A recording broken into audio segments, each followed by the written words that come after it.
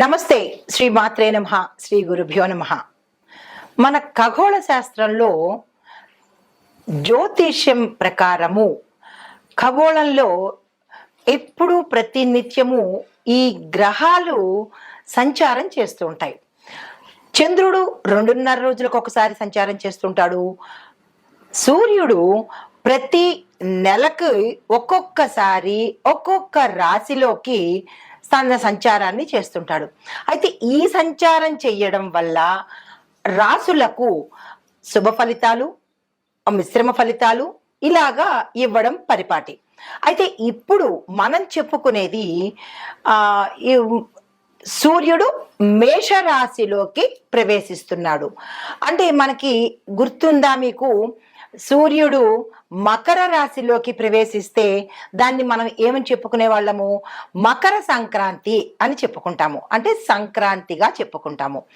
అప్పుడు జనవరి నెలలో మనకి మకర సంక్రాంతి ఎప్పుడు కూడా జనవరి 13 లేదా 14వ తారీఖున ఈ సంక్రమణం జరుగుతూ ఉంటుంది.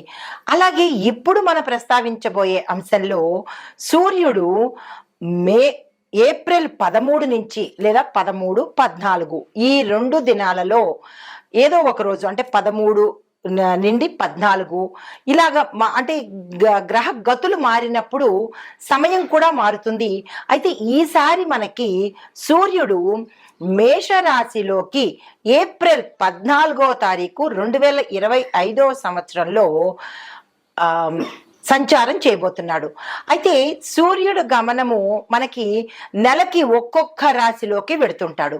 చంద్రమాన ప్రకారము మనకి అంటే ఒక గణన లెక్కించడం జరిగితే సౌరమానం ప్రకారము మనకి ఇది కొత్త సంవత్సరం కింద లెక్క అవుతుంది అనమాట. మనకి 2 మానాలు ఉంటాయి, ఒకటి సౌరమానము, రెండవది చంద్రమానము.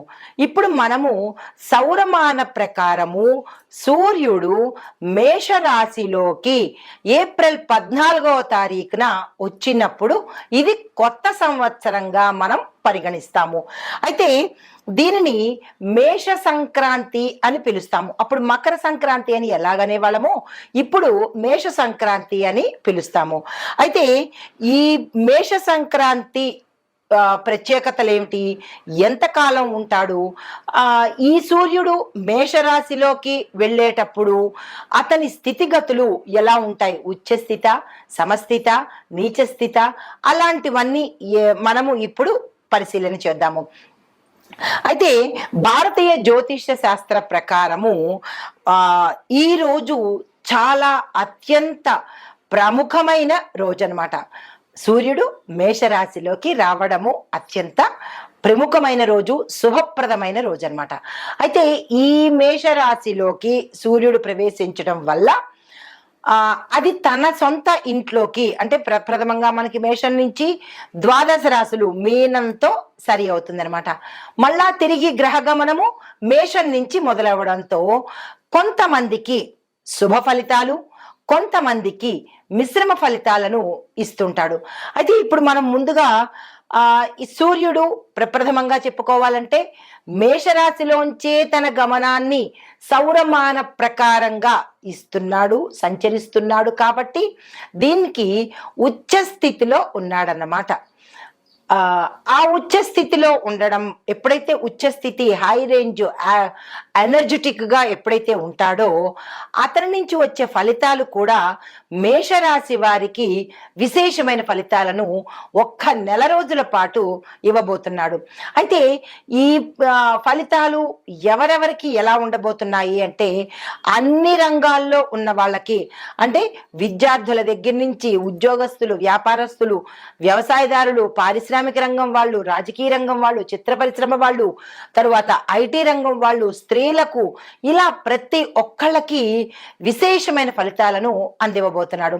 అయితే ఈ ఫలితాలలో ముందుగా అయితే ప్రధానంగా ఈ మేష సంక్రాంతి సమయానికి గ్రహస్థితులు ఎలా ఉన్నాయి అంటే కనుక సూర్యుడు మేషరాశిలో ఉచ్చ స్థితిలో ఉన్నాడు, బృహస్పతి కూడా మేషరాశిలోనే ఉన్నాడు, శని కుంభరాశిలోను, కుజుడు మీనరాశిలోను, రాహువు మీనరాశిలోను, కేతువు కన్య రాశిలోను సంచారం చేస్తున్నాడు.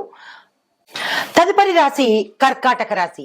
ఈ రాశి వారికి ఈ మేష సంక్రాంతిలో సూర్యుడు 10వ స్థానంలో ఉండడం వల్ల మంచి మంచి పదవులు, అంటే రాజకీయ నాయకులకు కావచ్చు, ఉద్యోగస్తులకు కావచ్చు, మీరు ఏ రంగంలో ఉన్నా కానీ మీ పదవులు పెరగడము, అంటే మీ క్యాడర్స్ పెరగడము, మీకు గౌరవ మర్యాదలు రావడము, మీరు అనుకోని విధంగా ఇటు సంఘంలోనూ ఇంట్లోనూ మీరు పనిచేసే ప్రాంతాల్లోనూ మీరు ఎక్కడ ఉన్నా గౌరవ మర్యాదలు విశేషంగా ఇవ్వబోతున్నాడు సూర్యుడు. సూర్యుడు ఇచ్చేది రాచమర్యాదలు, గౌరవాలు, రాజలాంఛనాలు ఇస్తాడు. కాబట్టి ఈ సమయంలో ఈ రాశిలో ఉండే వారికి విశేషంగా ఇవ్వబోతున్నాడు. అయితే వ్యాపారస్తులకు పెద్ద పెద్ద ప్రాజెక్టులు వస్తాయి, దాన్ని వృధా చేసుకునే ప్రయత్నం చేసుకోకండి, వెంటనే అందిపుచ్చుకోండి. అవి మీకు ముందు ముందు లాభాలు తెచ్చిపెట్టే అవకాశం ఉంది. దానికి తగ్గ ప్రణాళికలు తప్పనిసరిగా వేసుకోండి. అంటే ఏదైనా కొత్త ప్రాజెక్ట్ వచ్చిందనుకోండి, వెంటనే యాక్సెప్ట్ చేయండి. దాని మూలంగా పెట్టుబడి పెట్టాలి అని అనుకోండి, వెంటనే పెట్టేయండి. అది ఇంత అంతా అని చూడకండి. ఎందువల్ల అంటే ఈ రాశిలో ఉండడం వల్ల ధనానికి సంబంధించినటువంటి, పదవులకు సంబంధించినటువంటి లాభాలను ఇవ్వబోతున్నాడు. ఈ 30 రోజులు 30 బంగారు కాసులు లాంటివి మీరు అస్సలు వృధా చేసుకోకండి. అయితే కుటుంబ పరంగా చూసినట్టయితే కుటుంబంలో వివాహ ప్రయత్నాలు కానీ, భూమి, గృహ, వస్తు, వాహనాలు కొనుక్కోవడంలో కానీ, లేదా అంటే కొత్త కొత్త శుభకార్యాలు చేయడం కానీ, ఇలాగా చాలా అన్యోన్యమైన వాతావరణము, విడిపోయిన వారు కలవడము, బంధుమిత్రులు ఏకమవ్వడము, సంతోషము, ఉల్లాసము, ఉత్సాహంతో కాలం గడపడము, ఇలాగ చాలా చక్కని మంచి ఫలితాలను కుటుంబంలో ఇస్తున్నాడు. అయితే ఆరోగ్యపరంగా చూసినట్టయితే కనుక ఇబ్బందులు మాత్రం ఇస్తున్నాడు. అన్నిటా సుఖాలు ఇచ్చేస్తున్నాడు, మరి ఎక్కడో దగ్గర చిన్న ఇది ఇవ్వాలి కదా, అది ఎక్కడిస్తున్నాడు అంటే ఆరోగ్యంలో ఇస్తున్నాడు. అది కూడా ఆయన తప్పు కాదు సుమా. మీరు ఇష్టానుసారంగా ఎక్కడ పడితే అక్కడ తినేయడము, ఏది పడితే అది తినేయటము, మీరు చేతులారా పాడు చేసుకున్న అనారోగ్యమే పాపము ఆయన మీద నిందపడేలాగా ఈ సమయంలో బయటపడుతోంది.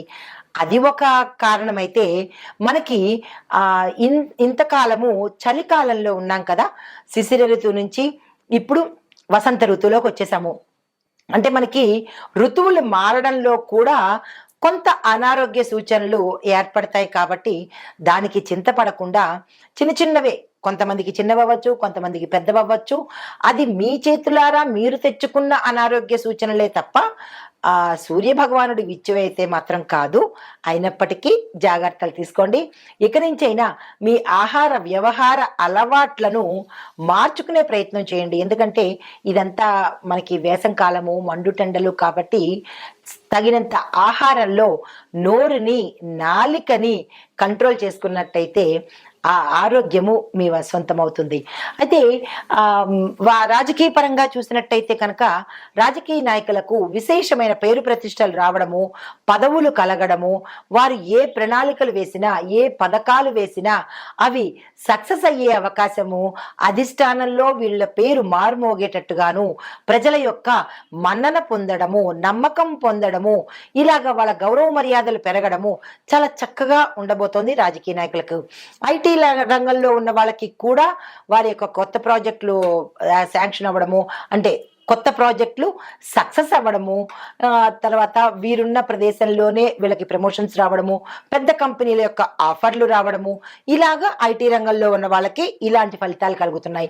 మరి చిత్ర పరిశ్రమలో ఉన్న వారికి, ఇన్నాళ్ళు నిరాశగా ఉన్న వాళ్ళకి ఇప్పుడు మంచి మంచి అవకాశాలు, కొత్త కొత్త పాత్రలు రావడము, ఏ రంగంలో ఉన్న వాళ్ళకైనా, అంటే కెమెరామెన్ల దగ్గర నుంచి, గాయని గాయకుల దగ్గర నుంచి, ఈ 24 frames లో ఉన్న ప్రతి ఒక్కళ్ళకి, పాటల రచయితలకు, స్క్రీన్ ప్లే రైటర్లకు, డైరెక్టర్లకు, ఇలా ప్రతి ఒక్కళ్ళకి కూడా మంచి మంచి అవకాశాలను ఈ సమయంలో ఇస్తున్నాడు.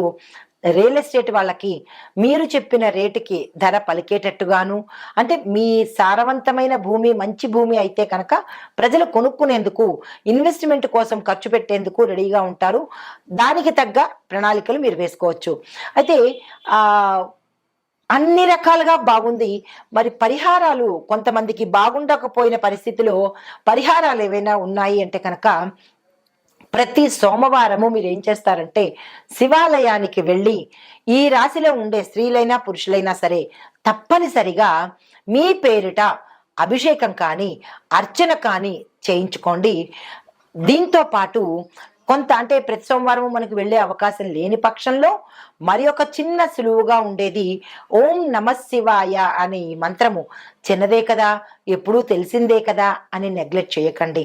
ప్రతి మంత్రం వెనకాల నిగూఢమైన శక్తి ఉంటుంది. అందరికీ తెలిసిందే అవ్వచ్చు, కానీ అందరికీ తెలియనిది దానిలో ఉన్న శక్తి. కాబట్టి ఓం నమ శివాయ అనే మంత్రాన్ని తప్పనిసరిగా చదువుకునే ప్రయత్నం చేయండి. ఇది ఈ రాశిలో ఉండేవారికి మేష సంక్రాంతి యొక్క గోచార రీత్యా ఫలితాలు, పరిహారాలు. నమస్తే.